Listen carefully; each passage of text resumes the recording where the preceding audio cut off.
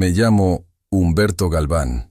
Tengo 70 años y desde esta mecedora en mi pequeño porche les contaré cómo descubrí que el hijo que me despojó de todo, mi pensión, mis propiedades y hasta mi dignidad, ni siquiera llevaba mi sangre. Siempre he sido un hombre sencillo, trabajador, que nunca imaginó que la traición vendría de quien más amaba. Ahora, con las manos callosas que muestran el paso de los años, me siento aquí para compartirles mi historia. Pero antes de continuar, por favor suscríbete al canal y comenta desde dónde estás viendo este video. Tu apoyo es muy importante. Hace apenas 8 meses, vivía en una hermosa casa en las afueras de Guadalajara. Una casa que compré con el sudor de 40 años trabajando en los ferrocarriles nacionales. No era una mansión, pero tenía un bonito jardín, 3 recámaras y estaba libre de deudas. Mi orgullo, el fruto de toda una vida de esfuerzo. «Papá, necesito que firmes estos documentos del banco», me dijo Joaquín una tarde, mientras compartíamos un café en esta misma mecedora donde ahora les hablo. «Es solo para actualizar tus datos de la pensión. Ya sabes cómo son estos trámites». Joaquín, mi único hijo, o eso creía yo entonces, siempre había sido hábil con los números. Estudió contabilidad gracias a los sacrificios que hice junto a mi esposa Dolores, quien falleció hace 5 años. Desde entonces, él se había ofrecido a ayudarme con mis finanzas, y yo, con la vista cansada y confiando ciegamente en mi sangre, firmaba lo que me ponía enfrente. «Claro, hijo», respondí mientras tomaba el bolígrafo. No leí los papeles. ¿Por qué habría de desconfiar de mi propio hijo? Esa firma cambiaría mi vida para siempre. 3 semanas después, estaba preparando el desayuno cuando golpearon a mi puerta. Era temprano, apenas las 8 de la mañana. «Buenos días, señor Galván», dijo un hombre con traje y maletín. «Vengo de parte del Banco Nacional para informarle que debe desalojar la propiedad en los próximos 7 días. Me quedé helado. ¿Desalojar? Esta casa es mía, la pagué completamente hace 15 años. El hombre ajustó sus lentes y me extendió unos documentos. Según estos papeles, usted hipotecó su casa y no ha cumplido con los pagos. La propiedad ha sido embargada. Mi corazón se aceleró. Debe haber un error. Yo nunca hipotequé mi casa. Su firma está aquí, señor. Señaló una línea al final de la página. Era mi firma, sin duda, pero yo jamás había consentido a esto. Llamé inmediatamente a Joaquín. Sonó 3 veces antes de que contestara. «¿Qué pasa, papá? Estoy ocupado». Su voz sonaba distante, irritada. «Hay un hombre del banco aquí. Dice que hipotequé la casa y que debo desalojarla». «¿Qué está pasando, hijo?» Hubo un silencio largo, demasiado largo. «Ah, eso. Sí, tuve que hacerlo, papá. Necesitaba capital para invertir en el negocio. Te lo expliqué cuando firmaste. Sentí que el piso se movía bajo mis pies. Nunca me explicaste que estabas hipotecando mi casa. Me dijiste que eran papeles de la pensión. Bueno, quizás no prestaste suficiente atención», respondió con frialdad. «De todas formas, ya vendí la casa. Pasaré mañana para llevarte a un departamento que renté para ti». «¿Vendiste mi casa? ¿Sin consultarme? Esto es un fraude, Joaquín». «No exageres, papá. A tu edad ya no necesitas tanto espacio. El departamento es más práctico, está cerca del centro de salud». Colgó antes de que pudiera responder. Me quedé mirando el teléfono, aturdido. ¿Cómo podía mi propio hijo hacerme esto? Al día siguiente, Joaquín llegó con su esposa Ofelia. No traían sonrisas, solo cajas vacías. «Empaca lo esencial», ordenó mientras dejaba las cajas en el suelo de la sala. «El departamento es pequeño, no cabe todo esto». «¿De qué estás hablando? No voy a irme de mi casa», protesté. Ofelia, quien siempre había sido fría conmigo, intervino. «No seas terco, Humberto. La casa ya está vendida. O te vas por las buenas o llamamos a las autoridades». «¿Me estás amenazando en mi propia casa?» «Ya no es tu casa», respondió Joaquín, revisando su reloj como si tuviera asuntos más importantes que atender. «Los nuevos dueños llegan en 3 días. O vienes con nosotros al departamento, o buscas dónde quedarte, pero tienes que salir». No podía creer lo que estaba escuchando. Sentí que me faltaba el aire. «¿Por qué haces esto?» «Te di todo, Joaquín. Trabajé toda mi vida para darte lo mejor». Por primera vez vi algo en sus ojos que nunca había notado. Desprecio. ¿Lo mejor? ¿Una educación mediocre en escuelas públicas mientras tú guardabas dinero debajo del colchón? ¿Sabes lo que podría haber logrado con mejores oportunidades? Sus palabras me golpearon como bofetadas. Siempre había pensado que le había dado una buena vida, que estaba orgulloso de mí como yo lo estaba de él. «Empaquen sus cosas, por favor», interrumpió Ofelia. «Tenemos una comida importante a las 2 y no queremos llegar tarde». Con el corazón destrozado, empaqué algunas mudas de ropa, mis medicamentos, algunas fotografías y documentos personales. Todo lo que cabía en 2 cajas pequeñas. 70 años de vida reducidos a 2 cajas. El departamento resultó ser un cuarto en un edificio viejo, con paredes descarapeladas y un baño compartido al final del pasillo. Nada que ver con lo que Joaquín había descrito. «Esto es temporal», explicó, dejando las cajas en el suelo, «mientras encontramos algo mejor». «¿Mi pensión? ¿Cómo voy a pagar por comida, por medicinas?», pregunté, todavía en shock. «Ya me encargo yo de tu pensión, como siempre», respondió secamente. «Te traeré dinero cada semana para lo básico». Se fueron sin despedirse. Esa noche, sentado en una cama que no era mía, en un cuarto que olía a humedad, lloré por primera vez desde la muerte de Dolores. Las semanas siguientes fueron un infierno. Joaquín apareció solo una vez. Me dejó 200 pesos, apenas suficiente para comer unos días, y me dijo que estaba ocupado con inversiones importantes. Mi vecino, don Sergio, un hombre amable que vivía en el cuarto de al lado, me sugirió buscar ayuda legal. «Lo que le hizo su hijo es un delito, don Humberto. Debería consultar a un abogado». No quería creer que mi propio hijo fuera un criminal, pero la desesperación crecía. Un día, reuní valor y visité a Tadeo Quiroga, un antiguo amigo que había estudiado leyes y que, aunque ya estaba retirado, seguía asesorando casos ocasionalmente. Tadeo me recibió en su modesto despacho, me escuchó con atención y no ocultó su indignación. «Esto es fraude y abuso de confianza, Humberto. Tu hijo falsificó documentos. Te engañó para que firmaras papeles bajo falsos pretextos. Podemos presentar una denuncia, pero necesitamos pruebas». «¿Qué tipo de pruebas?», pregunté, nervioso ante la idea de enfrentarme legalmente a mi propio hijo. «Cualquier documento que demuestre que la casa era tuya, estados de cuenta de tu pensión, testigos que puedan corroborar tu versión».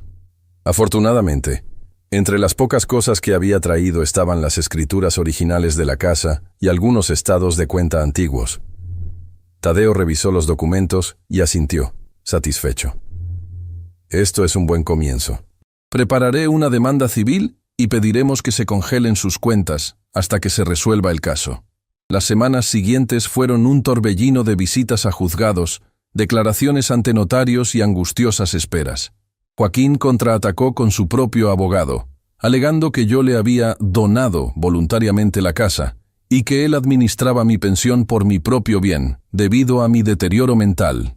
«Necesitamos algo contundente», me dijo Tadeo una tarde, mientras revisábamos la estrategia en su despacho. «Algo que demuestre sin lugar a dudas que actuó de mala fe».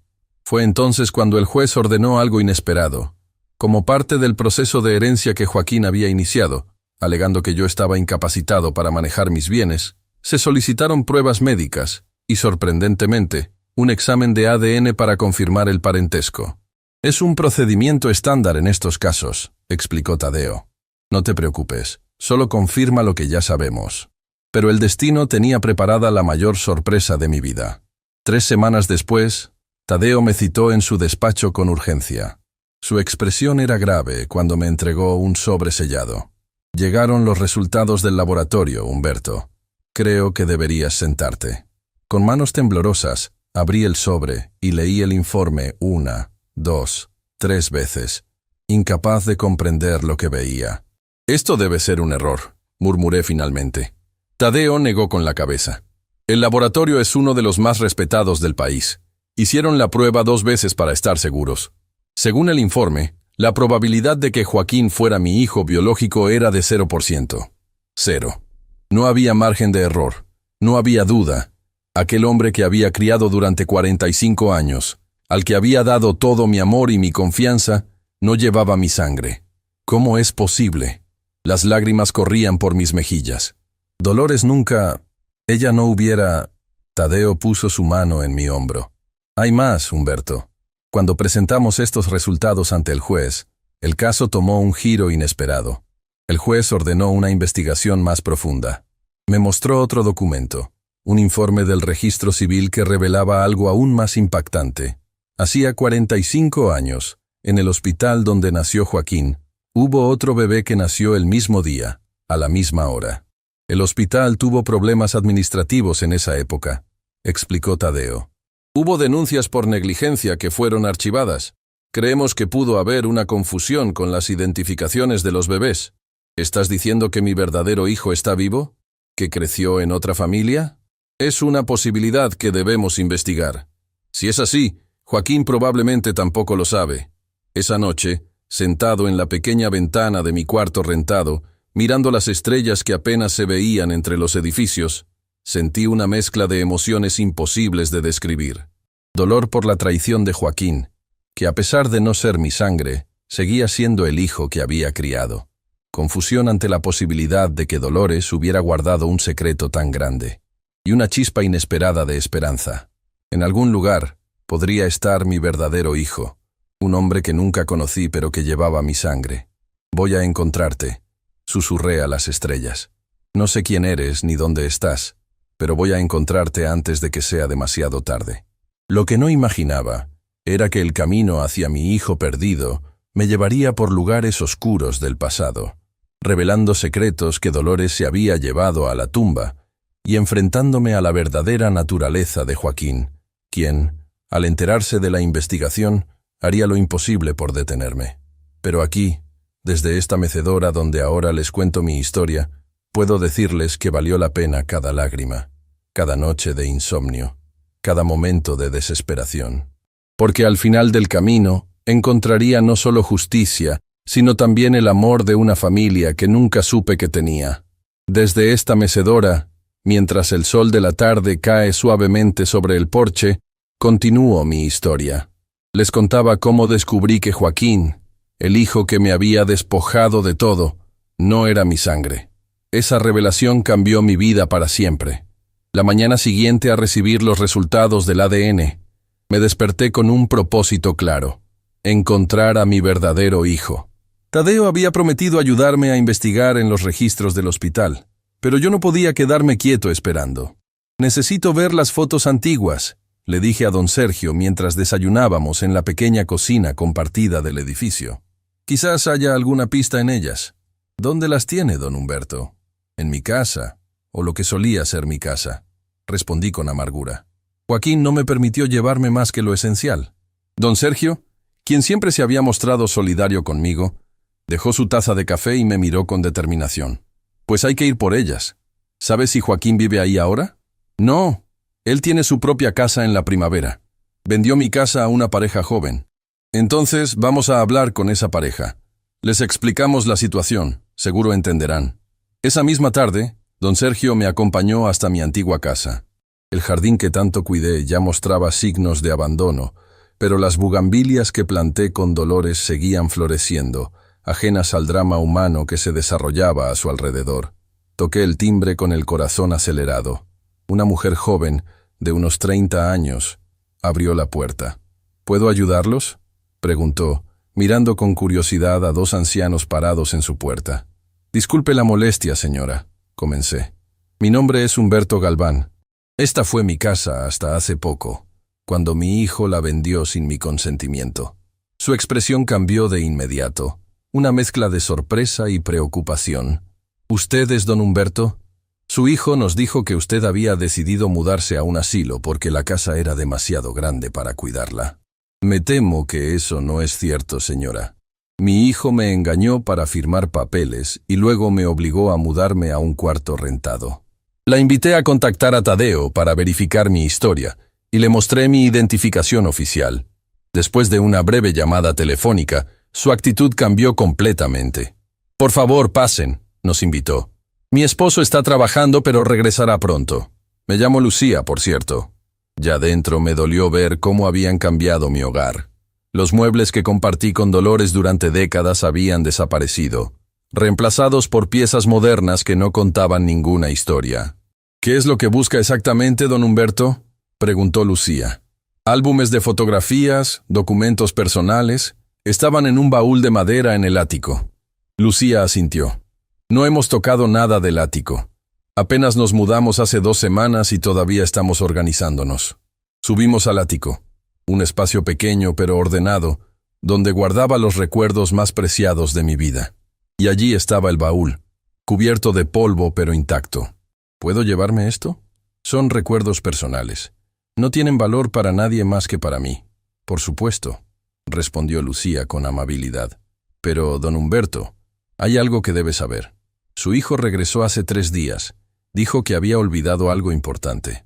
Pasó casi 1 hora aquí arriba. Un escalofrío recorrió mi espalda. ¿Qué estaría buscando Joaquín? ¿Habría encontrado lo que buscaba? Regresamos al edificio con el baúl. Esa noche, mientras don Sergio dormía, abrí el cofre de recuerdos con manos temblorosas. Había álbumes de fotos, cartas antiguas, documentos escolares de Joaquín, recuerdos de viajes, pero me concentré en lo más importante, las fotos del nacimiento de quien creí que era mi hijo. En el hospital, sosteniendo un bebé envuelto en una manta azul, sonreía el hombre que fui hace 45 años. A mi lado, Dolores, pálida pero radiante de felicidad. Observé cada detalle, buscando alguna pista que me dijera que, de alguna manera, ya sabíamos que ese bebé no era nuestro. Nada. En nuestras miradas solo había amor y orgullo por nuestro primogénito. Entre los papeles encontré el certificado de nacimiento original, la pulsera de identificación del hospital y un sobre amarillento que no recordaba haber visto antes. Tenía escrito mi nombre con la letra de Dolores. Lo abrí con el corazón acelerado.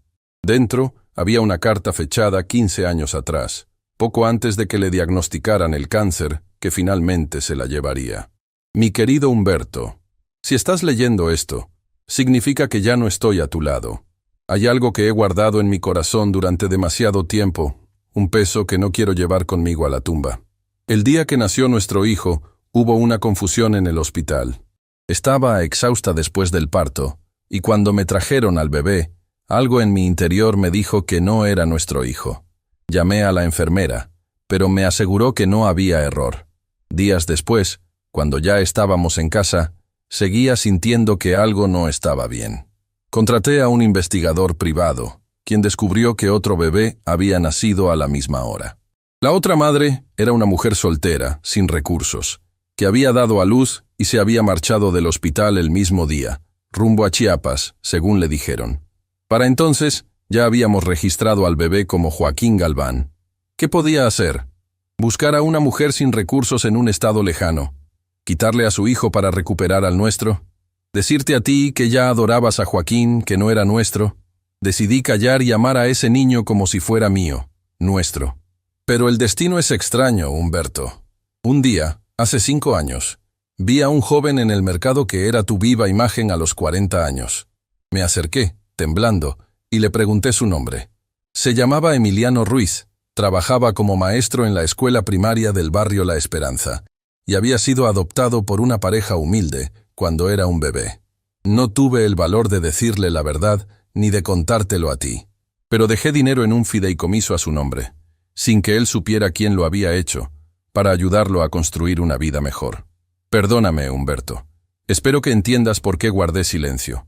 A pesar de todo, amé a Joaquín como a un hijo, y sé que tú también lo has amado así, con amor eterno, Dolores. Las lágrimas corrían por mi rostro cuando terminé de leer. Dolores había descubierto la verdad, y había encontrado a nuestro hijo biológico, pero se llevó el secreto a la tumba. O casi. Al día siguiente, apenas amaneció, llamé a Tadeo desde el teléfono público de la esquina. Encontré algo, Tadeo, le dije sin preámbulos. Dolores sabía la verdad, y nuestro verdadero hijo se llama Emiliano Ruiz. Trabaja como maestro en La Esperanza. ¿Estás seguro, Humberto? ¿Cómo lo supo Dolores? Le conté sobre la carta, y acordamos vernos esa misma tarde en su despacho. Mientras colgaba, noté un automóvil negro estacionado al otro lado de la calle. Dentro, un hombre me observaba fijamente. Cuando nuestras miradas se cruzaron, encendió el motor y se alejó rápidamente. En el despacho de Tadeo, revisamos la carta de Dolores y el resto de documentos que había recuperado. «Esto es extraordinario, Humberto», dijo mi amigo. «Con esta carta y los resultados del ADN, tenemos un caso sólido contra Joaquín. Pero más importante, tenemos el nombre de tu hijo verdadero. Necesito encontrarlo, Tadeo. Y lo haremos. Pero debemos ser cautelosos. Si Joaquín descubre que estamos buscando a Emiliano, podría intentar algo peligroso. Ya demostró de lo que es capaz. ¿Crees que ese hombre en el automóvil podría ser alguien contratado por Joaquín para vigilarte? Desde que presentamos la demanda y los resultados del ADN, debe estar nervioso. Tadeo hizo algunas llamadas y confirmó que efectivamente un Emiliano Ruiz trabajaba en la escuela primaria Benito Juárez, en el barrio La Esperanza. Tenía 45 años, estaba casado, tenía 2 hijos y era respetado por la comunidad escolar. Mañana iré a verlo, decidí. Te acompañaré, insistió Tadeo. Esto no será fácil, Humberto. Estás a punto de decirle a un hombre que toda su vida ha sido una mentira. Esa noche apenas pude dormir. Imaginaba 1000 escenarios diferentes. Emiliano rechazándome, Emiliano abrazándome, Emiliano llamando a la policía pensando que era un viejo loco. Pero necesitaba saber. Necesitaba ver con mis propios ojos al hijo que nunca tuve la oportunidad de criar. A la mañana siguiente, mientras esperaba a Tadeo en la entrada del edificio, vi nuevamente el automóvil negro. Esta vez, el conductor bajó la ventanilla y pude ver claramente su rostro. Era Joaquín. «Buenos días, papá», dijo con una sonrisa fría que nunca antes había notado en él. «¿Saliendo temprano? ¿Qué haces aquí, Joaquín? Me enteré que recuperaste algunas cosas de la casa. Cosas que ahora me pertenecen. Son recuerdos familiares, Joaquín. No tienen valor monetario». «Oh, yo creo que sí lo tienen», respondió, y su tono me heló la sangre. Especialmente ciertas cartas que podrían confundir a un juez. Así que lo sabía. Probablemente encontró una copia de la carta de Dolores en el ático y por eso había regresado a la casa. «Ya es tarde, Joaquín. La verdad saldrá a la luz». «¿Qué verdad, papá? ¿Que criaste a un hijo que no era tuyo? ¿Que tu esposa te engañó durante toda tu vida? ¿O que ahora, en tu desesperación, intentas fabricar evidencia contra mí?» «Nunca dije que Dolores me engañó. Hubo una confusión en el hospital». Su risa me interrumpió. «¿Confusión? Por favor, papá. Es el cuento más viejo del mundo. Mamá te puso los cuernos, tuvo un hijo con otro hombre, y ahora quieres vengarte de mí, porque finalmente estoy reclamando lo que me corresponde». «¿Lo que te corresponde?», exclamé, sintiendo que la ira reemplazaba al miedo. «Te di todo, Joaquín. Un hogar, educación, amor incondicional, y me lo pagaste robándome lo poco que tenía». Por un instante, vi algo parecido al remordimiento cruzar su mirada, pero desapareció rápidamente. «Te daré una oportunidad, papá. Retira la demanda, entrega esa carta y cualquier otra evidencia que tengas, y te prometo que aumentaré tu mensualidad. Podrás mudarte a un lugar mejor». «¿Me estás sobornando, Joaquín?» «Te estoy ofreciendo un trato. La alternativa no te gustará». «¿Me estás amenazando?», pregunté, incrédulo ante el hombre en que se había convertido quien creía mi hijo. «Tómalo como quieras», respondió, encendiendo el motor. «Tienes hasta mañana para decidir. Vendré a las 10 por tu respuesta». Se alejó justo cuando llegaba el taxi con Tadeo. Mi amigo notó inmediatamente mi turbación. ¿Era Joaquín? ¿Qué quería? Le conté la conversación mientras nos dirigíamos a La Esperanza. Tadeo escuchó con atención, su rostro endureciéndose a medida que le relataba las amenazas apenas veladas. «Esto es grave, Humberto. Deberíamos presentar una denuncia». «No tengo pruebas, Tadeo. Sería su palabra contra la mía». La escuela Benito Juárez era un edificio modesto pero bien cuidado. Niños de diversas edades jugaban en el patio durante el recreo, sus risas contrastando con la gravedad de nuestra misión. En la dirección, una mujer de mediana edad nos recibió con amabilidad. «Buscamos al profesor Emiliano Ruiz», explicó Tadeo. «Es un asunto personal. El profesor Emiliano está dando clases ahora. Termina a las 12:30. ¿Quieren esperar o prefieren volver más tarde?» Decidimos esperar. Cada minuto parecía una eternidad mientras observábamos a los niños jugar, imaginando cómo habría sido Emiliano a esa edad. ¿Se habría parecido a mí? ¿Habría tenido los mismos intereses? ¿Las mismas habilidades? ¿Le habría dado su familia adoptiva todo el amor que merecía? Finalmente, la campana sonó anunciando el fin de las clases. Grupos de niños comenzaron a salir de las aulas. algunos corriendo hacia sus padres que esperaban en la entrada, otros formándose en filas ordenadas. Y entonces lo vi, un hombre alto, de cabello negro con algunas canas en las sienes, que acompañaba a un grupo de niños de unos 10 años. Su perfil, su manera de caminar, incluso su forma de gesticular mientras hablaba con los pequeños. Era como verme a mí mismo 30 años atrás. «Es él», susurré, incapaz de contener las lágrimas. «Es mi hijo, Tadeo». Mi amigo apretó mi hombro, dándome fuerzas. «¿Estás listo?» No lo estaba. ¿Cómo podría estar listo para un momento así? Pero asentí, y juntos nos acercamos a Emiliano Ruiz, el hijo que nunca supe que tenía, el hijo que estaba a punto de descubrir una verdad que cambiaría su vida para siempre, como había cambiado la mía. Mientras caminábamos hacia él, un pensamiento cruzó mi mente. Joaquín nos había dado hasta mañana para entregarle la carta. ¿Qué haría cuando descubriera que no solo no íbamos a ceder a su chantaje, sino que ya habíamos encontrado a Emiliano? La respuesta llegaría más pronto de lo que imaginaba y sería más violenta de lo que podríamos haber previsto.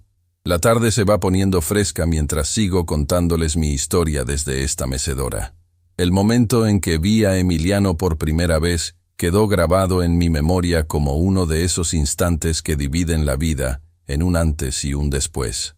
Nos acercamos a él cuando terminó de despedir a sus alumnos. Parecía un maestro querido. Los niños lo saludaban con entusiasmo al marcharse, y él respondía a cada uno por su nombre.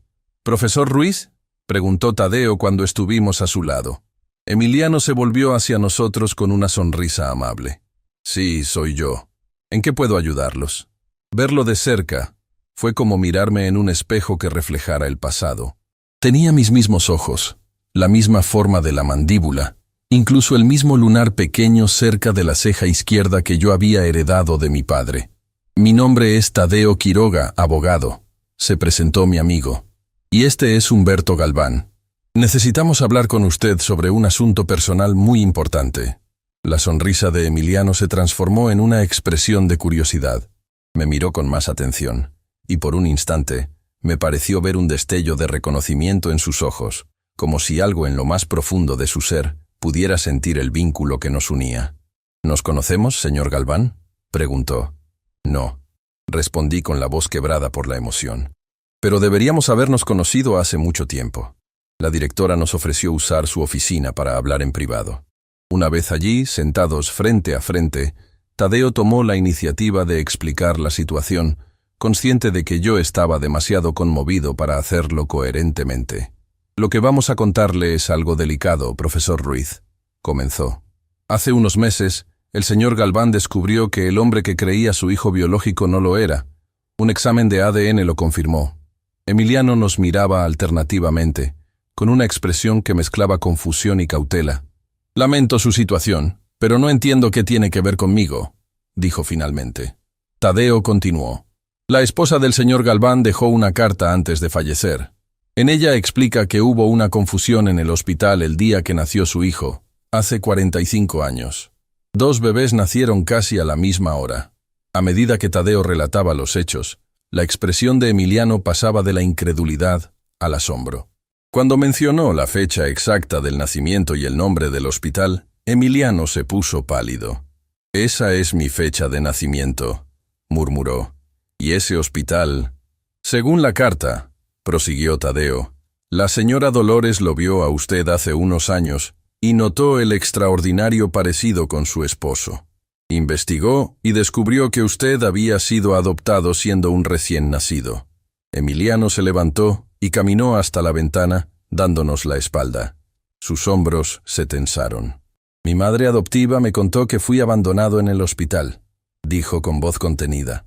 «Que mi madre biológica era muy joven, soltera, y no podía mantenerme». «Eso no es cierto», intervine por primera vez. «Si eres quien creemos que eres, no fuiste abandonado. Fuiste intercambiado por error, y te buscamos durante todos estos años». Se volvió hacia mí, estudiando mi rostro con intensidad. «El parecido es inquietante», admitió. «Tenemos una forma de confirmarlo», dijo Tadeo sacando un sobre de su maletín. «Si está dispuesto, un examen de ADN podría disipar cualquier duda». Emiliano volvió a sentarse procesando toda la información. ¿Y si resulta que soy su hijo biológico? ¿Qué espera de mí, señor Galván? La pregunta me tomó por sorpresa. No había pensado más allá de encontrarlo. No espero nada, respondí honestamente. Ya eres un hombre hecho y derecho, con tu propia familia, tu propia vida. Solo quería conocerte, saber que estás bien, y tal vez darte la oportunidad de conocer tu origen, si así lo deseas. Algo en mis palabras pareció resonar en él. Asintió lentamente.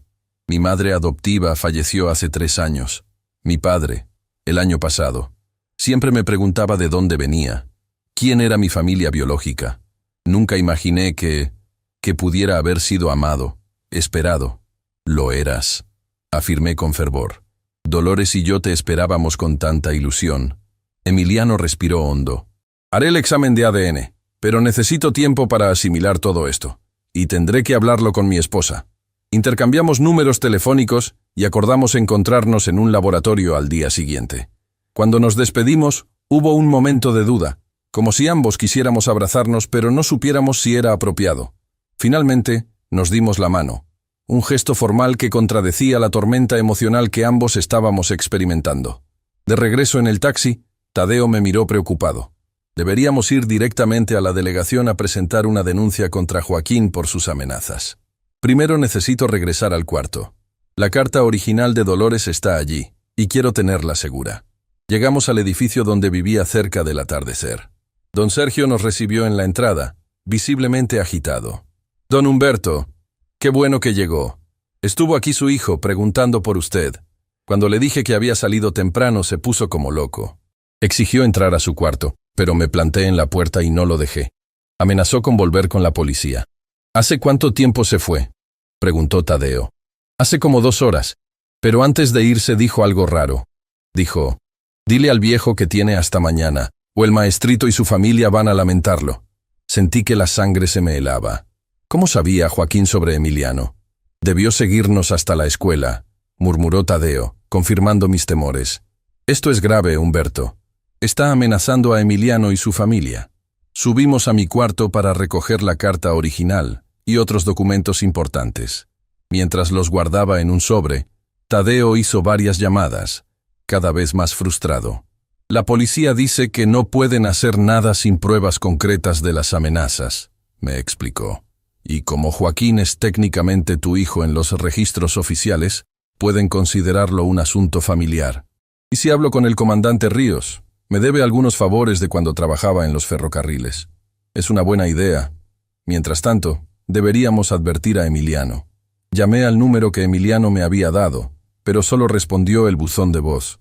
Dejé un mensaje urgiéndole a tener cuidado, sin entrar en detalles que pudieran asustarlo. El comandante Octavio Ríos accedió a reunirse con nosotros esa misma noche en una cafetería cerca de la delegación. Era un hombre fornido, de unos 50 años, con un bigote espeso y una mirada penetrante que parecía evaluar constantemente a las personas. Humberto Galván me saludó con un fuerte apretón de manos. Han pasado años, pero sigues igual de terco, por lo que veo. Y tú sigues teniendo esa cara de pocos amigos que asusta a los delincuentes, respondí, recordando los viejos tiempos en que su padre, también policía, custodiaba los trenes de carga.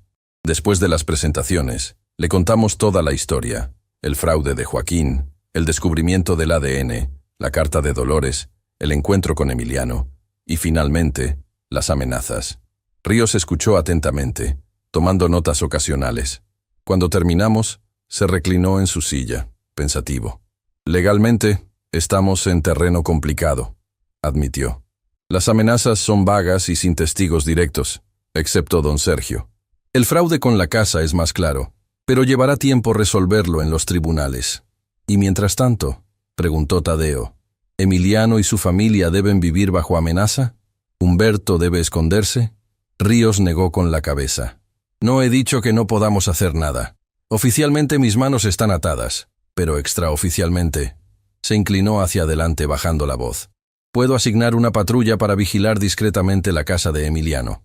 Y puedo hablar personalmente con Joaquín, hacerle saber que estamos al tanto de la situación. Te lo agradezco, Octavio, dije sinceramente. No me lo agradezcas todavía. Necesito que ustedes hagan su parte. Reúnan todas las pruebas posibles del fraude, consigan declaraciones firmadas y, sobre todo, mantengan a salvo esa carta de Dolores. Es la pieza clave que vincula todo. Nos despedimos con un plan establecido. Tadeo insistió en que me quedara en su casa esa noche, por seguridad, y acepté. Antes de irnos, intenté llamar nuevamente a Emiliano, pero seguía sin responder. La casa de Tadeo era modesta pero acogedora, en un barrio tranquilo de clase media. Su esposa, Margarita, nos recibió con una cena caliente y una hospitalidad que me recordó los buenos tiempos en mi propio hogar. Esa noche, en la habitación de invitados, contemplé las fotografías familiares que había traído conmigo. Imágenes de Joaquín creciendo, su primer día de escuela, su graduación, su boda con Ofelia. A pesar de todo lo ocurrido, sentí una punzada de dolor. Lo había criado como a un hijo, lo había amado incondicionalmente. ¿Cómo podía haberse convertido en el hombre cruel y codicioso que ahora me amenazaba? El teléfono de Tadeo sonó pasada la medianoche. Desde mi habitación, pude escuchar su voz alarmada. Momentos después, golpeó suavemente a mi puerta. «Es Emiliano», dijo con expresión grave. «Acaba de llamar. Alguien entró a su casa mientras cenaban en un restaurante. Revolvieron todo, pero aparentemente no robaron nada de valor. ¿Su familia está bien?» «Sí, por suerte no estaban en casa. Pero Emiliano está convencido de que no fue un robo común. Dejaron una nota en su escritorio que decía: «Pregúntale al viejo sobre la carta». Joaquín estaba cumpliendo su amenaza, y más rápido de lo que esperábamos. «Tenemos que ir», dije, levantándome de inmediato. «Ríos ya está en camino a la casa de Emiliano. Nos encontraremos allí». La casa de Emiliano estaba en un fraccionamiento de clase media, con jardines bien cuidados y calles tranquilas que ahora se veían alteradas por las luces de las patrullas. Una pequeña multitud de vecinos curiosos se había congregado, mantenidos a distancia por un oficial. Emiliano nos recibió en la entrada, visiblemente alterado pero tratando de mantener la calma por su familia. Su esposa, una mujer menuda de cabello castaño, nos miraba con una mezcla de miedo y confusión.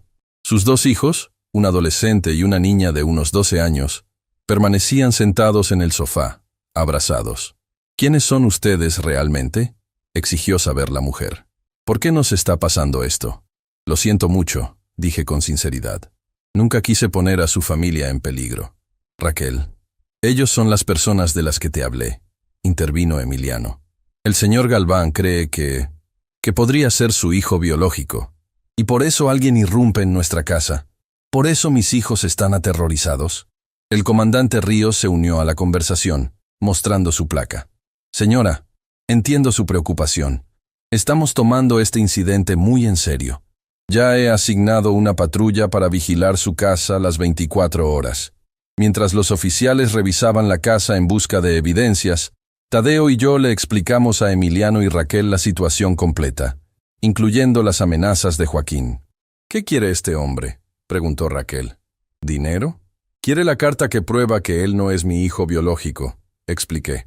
«Sin ella, será más difícil demostrar el fraude que cometió». «Pero ¿por qué amenazarnos a nosotros? Ni siquiera sabemos si Emiliano es realmente su hijo». «Porque Joaquín está desesperado», intervino Tadeo. «Si se confirma que Emiliano es el hijo biológico de Humberto, podría tener derechos legales sobre los bienes que Joaquín ha usurpado». Emiliano, que había estado escuchando en silencio, habló finalmente. «No me interesan esos bienes. Tengo mi vida, mi trabajo, mi familia. No quiero propiedades ni dinero». «Lo sé», respondí. «Y no espero que reclames nada. Pero Joaquín no lo sabe. Solo ve otra amenaza a lo que considera suyo». El comandante Ríos se acercó nuevamente. «Hemos encontrado huellas y vamos a analizarlas. Pero por el modus operandi, esto parece trabajo de profesionales. La cerradura no fue forzada. Usaron ganzúas o llaves maestras». «¿Qué sugieres que hagamos, Octavio?», pregunté. «Por esta noche, recomendaría que la familia del señor Ruiz se quedara en un hotel. Mañana podemos discutir medidas más permanentes». Raquel comenzó a protestar, pero Emiliano la tomó de las manos. «Es lo mejor, amor, solo por esta noche». Mientras la familia reunía algunas pertenencias, Ríos me llevó aparte. «Humberto, esto se está complicando rápidamente. Quien sea que Joaquín haya contratado, no son simples matones. Son profesionales, lo que significa que está invirtiendo dinero serio en esto. ¿Crees que llegaría a hacer daño físico? Ríos suspiró. No lo sé, pero no quiero averiguarlo. Necesitamos actuar rápido. ¿Dónde está la carta original? En un sobre, en casa de Tadeo. Bien. Mañana a primera hora quiero que la lleves a la notaría de mi confianza. Sacaremos copias certificadas y la pondremos en un lugar seguro. Mientras tanto, apresuraremos el examen de ADN de Emiliano. Antes de que la familia de Emiliano partiera hacia el hotel, tuve un momento a solas con él en el porche de su casa. Lamento mucho haber traído este caos a tu vida, dije con pesar. Emiliano me miró largamente. No es culpa suya, señor Galván. Humberto, por favor, asintió. Humberto, ¿sabes? Toda mi vida me he preguntado de dónde venía, quién era mi familia biológica. Mis padres adoptivos fueron maravillosos. Me dieron todo su amor, pero siempre sentí que una parte de mí estaba incompleta. Te entiendo. Desde que supe la verdad, he sentido lo mismo. Cuando te vi hoy, fue extraño. Como mirar una versión futura de mí mismo. Y ahora esto. Hizo un gesto hacia la casa revuelta. Todo está pasando tan rápido. Podemos detenerlo, ofrecí. Olvidar todo este asunto, el examen de ADN, todo. Tu seguridad y la de tu familia son más importantes que cualquier otra cosa. Emiliano negó con la cabeza. No, ya no podemos volver atrás. Joaquín, o como se llame ese hombre, ya nos ha involucrado. Y además, necesito saber la verdad, Humberto. Necesito saber quién soy realmente. Nos miramos en silencio, unidos por un vínculo que iba más allá de la sangre y que apenas comenzábamos a entender. Mañana haremos el examen, dijo finalmente, y enfrentaremos lo que venga después, juntos. En ese momento, bajo la luz tenue del porche de su casa, sentí que algo comenzaba a sanar en mi interior. El hijo que nunca conocí estaba dispuesto a darme una oportunidad, a pesar del peligro y la incertidumbre. Pero mientras Emiliano se alejaba con su familia hacia el auto que los llevaría al hotel, bajo la vigilancia de 2 oficiales, no podía evitar sentir también un oscuro presentimiento. Joaquín no se detendría fácilmente, y algo me decía que lo peor estaba aún por venir. Lo que no sabía entonces, mientras regresaba a casa de Tadeo en la patrulla que Ríos había asignado para nuestra protección, era que Joaquín ya había dado el siguiente paso en su plan. Un paso que pondría a prueba no solo nuestro recién descubierto vínculo familiar, sino también mi propia integridad moral. La tarde empieza a caer mientras llego al final de mi historia. Desde esta mecedora, viendo cómo las sombras se alargan en el porche, recuerdo aquellos días intensos que cambiaron para siempre el curso de nuestras vidas. A la mañana siguiente de la intrusión en casa de Emiliano, Tadeo y yo nos dirigimos a la notaría que el comandante Ríos había recomendado. La carta de Dolores, ahora protegida en un sobre sellado, pesaba en mi bolsillo como un tesoro invaluable. «Buenos días, don Felipe», saludó Tadeo al notario, un hombre mayor de aspecto solemne. «Venimos de parte del comandante Ríos». «Los estaba esperando», respondió el notario. El comandante me explicó la situación. Necesitan certificar una carta y ponerla a resguardo. Mientras el notario examinaba el documento, hacía copias certificadas y preparaba un acta, mi teléfono sonó. Era un número desconocido. «Señor Galván». La voz al otro lado era de una mujer joven, profesional. «Soy la doctora Sánchez, del Laboratorio Central. El comandante Ríos nos pidió apresurar los resultados del examen de ADN. Si pueden venir usted y el señor Ruiz hoy a las 2 de la tarde, tendremos todo listo». Llamé a Emiliano para darle la noticia. Su voz sonaba cansada. Me contó que habían pasado una noche inquieta en el hotel, especialmente los niños. «Estaremos ahí», aseguró sin embargo. «Raquel se quedará con los niños en el hotel, por seguridad. Nos encontramos directamente en el laboratorio». Emiliano llegó escoltado por un oficial de policía, cortesía de Ríos. Nos saludamos con un apretón de manos que se convirtió, casi sin pensarlo, en un breve abrazo. La doctora Sánchez, una mujer joven de lentes y bata impecable, nos recibió en su oficina. «Normalmente este tipo de pruebas toma varios días», explicó. «Pero dadas las circunstancias hemos acelerado el proceso. Los resultados son concluyentes». Nos entregó un sobre. Emiliano me miró, y con un gesto me indicó que lo abriera yo. Con manos temblorosas, saqué el informe y leí en voz alta. Prueba de paternidad entre Humberto Galván Méndez y Emiliano Ruiz Flores. Probabilidad de paternidad, 99.998%. El silencio que siguió estaba cargado de emociones. Emiliano cerró los ojos un momento, como asimilando la confirmación científica de lo que nuestros corazones ya sabían. Entonces es cierto, murmuró finalmente. Soy tu hijo biológico. Y yo soy tu padre, respondí con la voz quebrada. Después de 45 años por fin te encontré. Salimos del laboratorio con una extraña mezcla de alegría y preocupación. Por un lado, habíamos confirmado nuestro vínculo biológico. Por otro, esto solo intensificaría la desesperación de Joaquín. Necesito ir al banco, dijo Emiliano de repente. Hay algo que quiero mostrarte. En el banco, Emiliano solicitó acceso a una caja de seguridad. Cuando estuvimos a solas en la sala privada, sacó un sobre amarillento. Después de que fallecieron mis padres adoptivos, encontré esto entre sus documentos. Nunca entendí completamente lo que significaba hasta ahora. Era una carta fechada 15 años atrás, con una letra que reconocí inmediatamente, la de Dolores. Estimados señores Ruiz, comenzaba la carta. Ustedes no me conocen, pero yo conozco a su hijo Emiliano. La razón de esta carta es informarles que he depositado a su nombre un fideicomiso para la educación universitaria de Emiliano. Este dinero es un regalo, sin condiciones ni obligaciones. Solo les pido que no le mencionen mi nombre a Emiliano hasta que sea mayor de edad. Firmado, una amiga. Mis padres me lo contaron cuando cumplí 21 años, explicó Emiliano.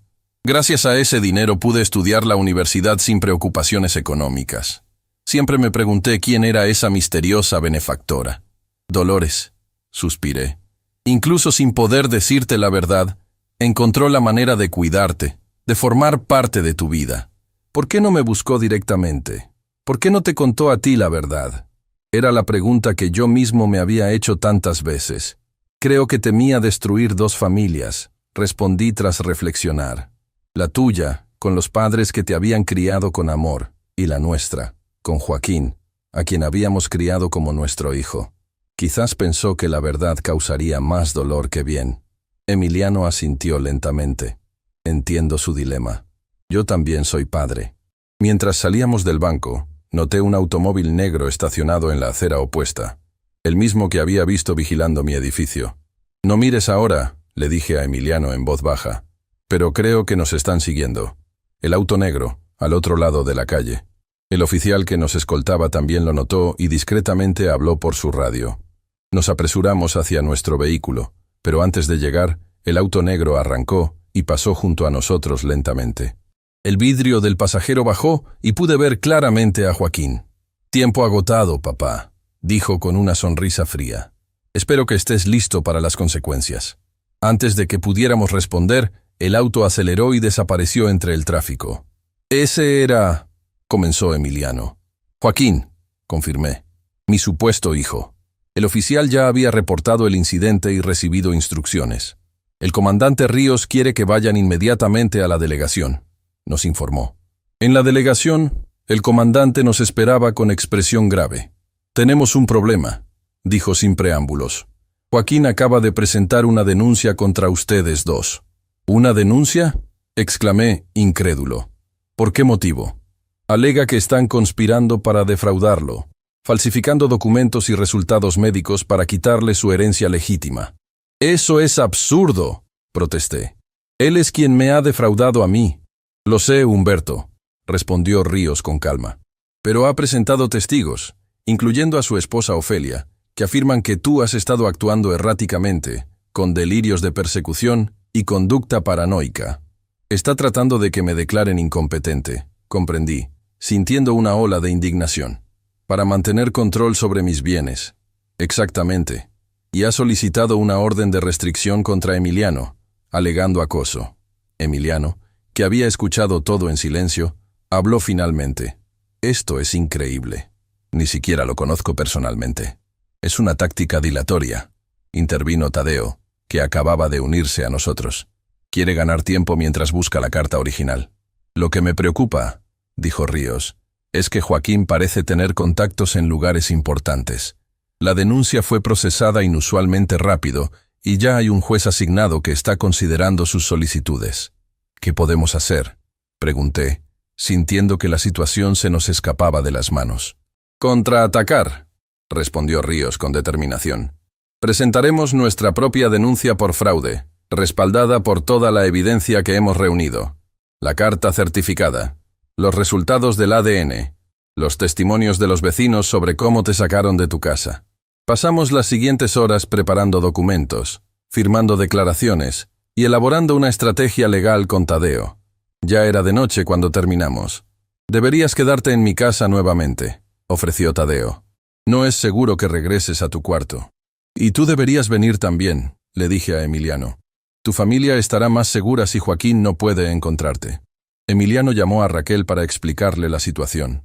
Después de una breve discusión, acordaron que ella llevaría a los niños a casa de sus padres en Querétaro, mientras él se quedaba para enfrentar la situación. Esa noche, en casa de Tadeo, Emiliano y yo tuvimos por fin tiempo para hablar, para empezar a conocernos realmente. Me contó sobre su infancia feliz pero modesta, sus estudios, cómo conoció a Raquel en la universidad, su vocación por la enseñanza. «Tú también fuiste maestro», dijo con sorpresa cuando le conté sobre mis años enseñando seguridad ferroviaria. Parece que algunas cosas sí se llevan en la sangre. Hablamos hasta la madrugada, descubriendo similitudes en nuestros gustos, en nuestra forma de pensar, incluso en pequeños gestos que compartíamos sin saberlo. Era como recuperar 45 años de conversaciones perdidas en una sola noche. A la mañana siguiente, Tadeo recibió una llamada que cambiaría drásticamente el curso de los eventos. Era mi contacto en el juzgado. Nos informó con expresión de asombro. Joaquín acaba de retirar todas sus denuncias. Sin explicaciones, sin condiciones. Simplemente las retiró. «Debe ser una trampa», dijo Emiliano escéptico. «O encontró otra manera de presionarnos», añadí, igualmente desconfiado. La respuesta llegó esa misma tarde, cuando el comandante Ríos apareció en casa de Tadeo. Su expresión era una mezcla de triunfo y preocupación. «Joaquín fue detenido esta mañana», anunció, «pero no por nuestras denuncias». Nos explicó que Joaquín había estado involucrado en operaciones financieras irregulares desde hacía años. Había falsificado documentos no solo para apropiarse de mis propiedades, sino también para defraudar a varios inversionistas, incluyendo a personas con conexiones peligrosas. Uno de esos inversionistas presentó una denuncia con pruebas contundentes. Joaquín está enfrentando cargos por fraude agravado, falsificación de documentos y asociación delictuosa. ¿Por eso retiró las denuncias contra nosotros?, preguntó Tadeo. ¿Para intentar negociar una reducción de cargos? Ríos asintió. «Es probable, pero hay más, Humberto. Encontraron documentos en su oficina, entre ellos una copia de la carta de Dolores». «¿La tenía todo este tiempo?», exclamé. «Parece que la encontró antes que tú, probablemente cuando Dolores falleció. Y hay algo más. Su esposa Ofelia está cooperando con las autoridades. Según ella, Joaquín supo hace años, a través de un detective privado, que no era tu hijo biológico». La revelación me dejó sin palabras. Joaquín había conocido la verdad mucho antes que yo, y aún así, había procedido con su plan para despojarme de todo. Ofelia también confesó que fue Joaquín quien contrató a los hombres que entraron a casa de Emiliano, continuó Ríos. Y estaba planeando algo más grave, posiblemente un secuestro, para forzarte a cederle legalmente todas tus propiedades restantes. Los días siguientes fueron un torbellino de declaraciones, identificaciones y procesos legales. Joaquín permanecía detenido, enfrentando cargos que podrían llevarlo a prisión por muchos años. Su esposa Ofelia, a cambio de su cooperación, recibió una sentencia reducida. Un mes después, sentados en la oficina de Tadeo, revisamos los avances en la recuperación de mis bienes. «La casa todavía está en proceso legal», explicó Tadeo. «Pero la pareja que la compró está dispuesta a llegar a un acuerdo cuando se demuestre oficialmente que la venta fue fraudulenta». «Ya no quiero esa casa», dije sorprendiéndolos. «Tiene demasiados recuerdos, algunos buenos, otros dolorosos. Prefiero empezar de nuevo». «¿Estás seguro?», preguntó Emiliano. «Era tu hogar durante tantos años». «Un hogar no son paredes, hijo. Es la familia que vive dentro». Emiliano sonrió ante el uso de la palabra hijo, que ahora fluía naturalmente entre nosotros. «Hablando de familia», dijo, Raquel y los niños regresan mañana de Querétaro. Quieren conocerte adecuadamente, sin toda esta locura de por medio. Nada me haría más feliz, respondí sinceramente. Los meses siguientes trajeron cambios significativos. Con la ayuda de Tadeo, recuperé parte de mis ahorros y mi pensión. Decidí comprar una pequeña casa en el mismo barrio donde vivía Emiliano, para estar cerca de mi recién descubierta familia. Joaquín fue sentenciado a 12 años de prisión por todos sus delitos. A pesar del daño que me había causado, no podía evitar sentir tristeza por el hombre en que se había convertido, por las decisiones que había tomado. Un día, recibí una carta suya desde la prisión. Humberto, no te llamaré papá porque ahora sabemos que no lo eres biológicamente, pero lo fuiste en todos los demás aspectos durante 45 años. Me diste un hogar, educación, oportunidades, y yo te pagué con traición. No espero tu perdón. Lo que hice es imperdonable. Solo quiero que sepas que el dinero y las propiedades no fueron la única razón. Cuando descubrí que no era tu hijo biológico, sentí que toda mi vida había sido una mentira. La rabia me cegó. Quería castigarte, castigar a Dolores a través de ti, por haberme negado mi verdadera identidad. Ahora entiendo que ustedes tampoco sabían la verdad, que fueron tan víctimas de las circunstancias como yo. Tarde, demasiado tarde, comprendo que lo que importa no es la sangre, sino el amor que me dieron. No pretendo que esta carta cambie nada. Solo quería que supieras que, a pesar de todo, agradezco lo que hiciste por mí, y que lamento profundamente todo el dolor que te causé. Joaquín. Esa carta me hizo llorar como no lo había hecho en años. No justificaba sus acciones, pero al menos arrojaba algo de luz sobre sus motivaciones, sobre el tormento que debió sentir al descubrir la verdad. No respondí inmediatamente. Necesitaba tiempo para procesar mis propios sentimientos, para encontrar en mi corazón, si era posible, no tanto el perdón como la comprensión. Mientras tanto, mi relación con Emiliano y su familia florecía. Sus hijos, mis nietos biológicos, me aceptaron con esa facilidad que solo tienen los niños. Mateo, el mayor, incluso descubrió que compartíamos la pasión por los trenes, y juntos construimos maquetas que ahora decoran mi sala. En cuanto a Raquel, inicialmente cautelosa, se convirtió en una aliada y amiga. Veía lo feliz que hacía a Emiliano haber encontrado sus raíces, completar ese rompecabezas que siempre había estado incompleto en su vida. Un año después de aquel día en que Tadeo me mostró los resultados del examen de ADN, me senté a escribir una respuesta a Joaquín.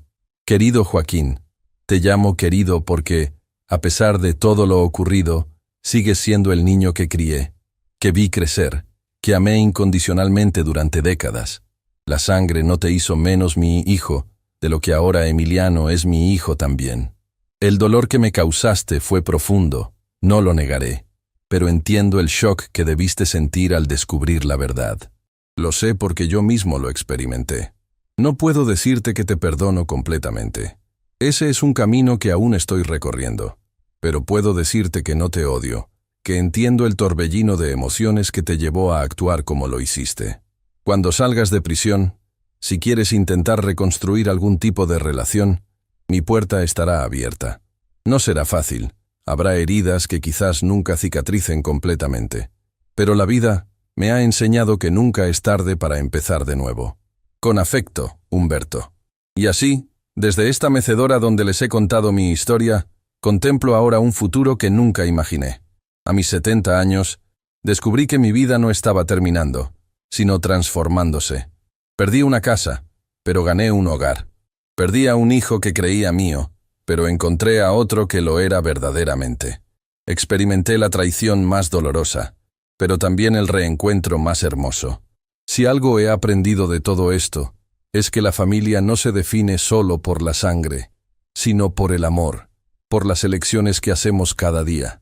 Joaquín no llevaba mi sangre, pero fue mi hijo durante 45 años. Emiliano lleva mi sangre, pero está construyendo su lugar en mi vida ahora, día a día, conversación a conversación. Y en esta mecedora, viendo cómo el sol se pone en el horizonte, siento una paz que creí perdida para siempre. Porque al final, después de la tormenta, encontré no solo justicia, sino también redención.